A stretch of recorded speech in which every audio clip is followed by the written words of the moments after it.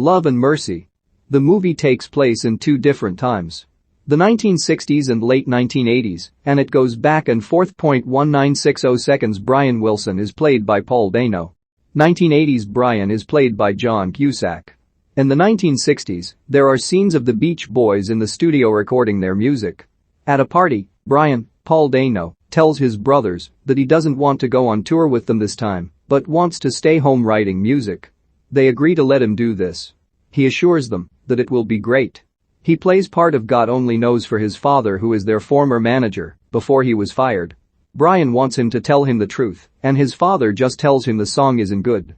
In the studio, Brian works with the musicians on Wouldn't It Be Nice and God Only Knows. They all agree that he is a musical genius.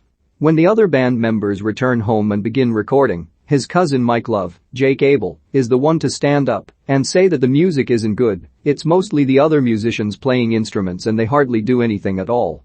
He's not happy with Brian. They have more strife as time goes on. Brian and the other band members, aside from Mike, are heavily into drugs and LSD. Brian begins hearing voices. Eventually his music and lyrics doesn't even make sense. During one session, after they all got high, he goes to piano and plays some chords for Mike, which becomes Good Vibrations. At a dinner party with his wife and friends, they are celebrating the success of the song when he has an episode. All the sounds of utensils, and in his head, put him over the edge. His brothers are worried about him as he lays almost comatose in a chair on their balcony. One day in the studio, Brian's father comes and tells him that he sold all the music rights for $750,000. Towards the end, we see that Brian has a complete breakdown and stays in bed for 3 years, which he tells Melinda later. In the 1980s, Brian, John Cusack, goes to a Cadillac dealership and meets Melinda Ledbetter, Elizabeth Banks, a car saleswoman. He acts very strange, tells her he wants the car right from the showroom. She doesn't know who he is, but then his doctor and guardian, Dr. Eugene Landy, Paul Giamatti, shows up and tells her. Brian leaves her a note that says sad, lonely. Brian calls Melinda and asks her out on a date. When he picks her up, he is accompanied by Gene, his bodyguard, and their entourage. They are there whenever they go out together. One night at dinner, Brian tells Melinda about how his father used to beat him, and it caused him to be 99% deaf in one ear. Another time they go to his house in Malibu on the beach. He plays her a tune he just wrote for her in that moment.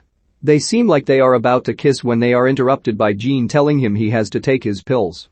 They go outside to eat hamburgers, and Brian, who is highly medicated, keeps saying how hungry he is. Gene yells at him and tells him that Melinda must eat first. She takes one bite and Brian takes the rest, which she laughs at. Gene begins screaming at him, much to her dismay. She goes to visit Gene, who tells her Brian is a paranoid schizophrenic and he has to take care of him. Gene is out of control, but there's not much she can do. On another date they go on his boat without Gene, but his son is driving the boat. For some privacy they jump off into the water and swim to shore.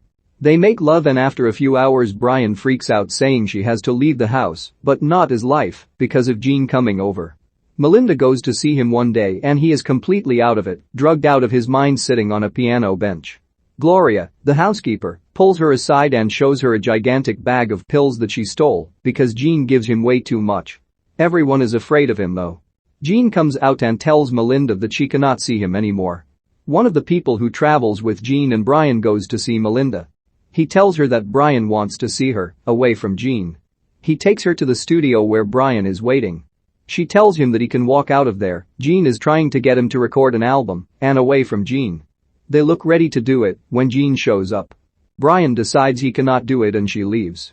Melinda meets with Gloria and tells her that she loves Brian very much but can't be selfish and want to be with him.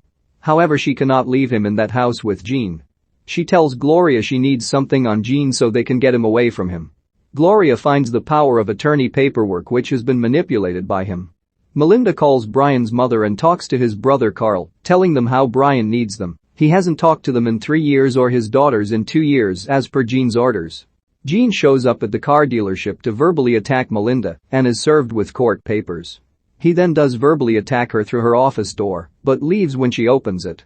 Time goes by and while driving one day, Melinda almost hits Brian as he walks against the light in the street. They talk and he convinces her to drive him to see his childhood home. When they get there, however, we see it has been turned into a highway which he didn't know. He tells her that Gene is gone and he wants to be with her. We find out that Gene had his license revoked and Brian had been wrongfully diagnosed and was now getting proper treatment. Brian and Melinda married in 1995 and have 5 children.